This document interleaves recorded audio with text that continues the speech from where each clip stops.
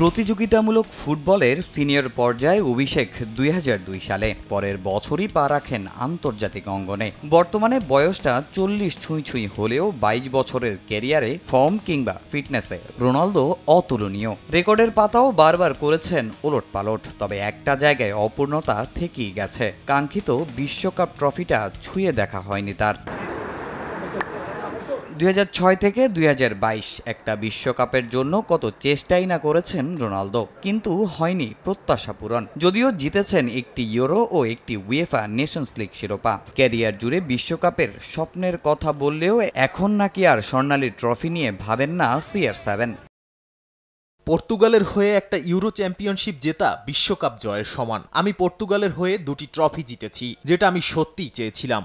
বিশ্বকাপ না জিতলেও ক্লাব জাতীয় দল মিলে মোট ৩৩টি শিরোপা জিতেছেন রোনালদো। আর স্বীকৃত ফুটবলে সর্বোচ্চ গোলদাতা হওয়া ছাড়াও সর্বোচ্চ ম্যাচ খেলা ফুটবলারও রোনালদো। নাম উঠিয়েছেন গিনেস বুকেও। ২০২৩-২৪ মৌসুমে সবচেয়ে দামি ফুটবলারও পর্তুগিজ মহাতারকা।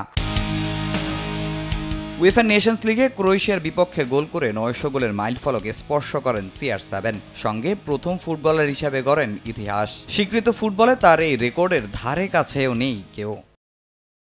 এসব আমাকে আলাদাভাবে অনুপ্রাণিত করে না। আমি ফুটবল উপভোগ করি, আর এটাই আমাকে অনুপ্রেরণা যোগায়। রেকর্ডগুলো এমনিতেই হয়ে যায়, আমি রেকর্ডের পেছনে ছুটি না, আমার পেছনেই রেকর্ড ছোটে। তবে সর্বোচ্চ গোলের রেকর্ড গড়ার পর রোনালদোর এমন মন্তব্য নিয়ে নেট দুনিয়ায় চলছে আলোচনার ঝড়। অনেকেই একমত হয়েছেন ফুটবল মহাতারকার সঙ্গে, আবার অনেকেই করছেন সমালোচনা। বিশ্ব আসরের সঙ্গে কিভাবে একটা মহাদেশীয় টুর্নামেন্টের তুলনা করলেন ক্রিস্টিয়ানো, সেটাই বুঝে উঠতে পারছেন না অনেকে। আবার কেউ কেউ বলছেন বিশ্বকাপে ব্যর্থ হয়েছেন বলেই এখন এমন মন্তব্য করছেন তিনি। তামিম হোসেন, সময় সংবাদ।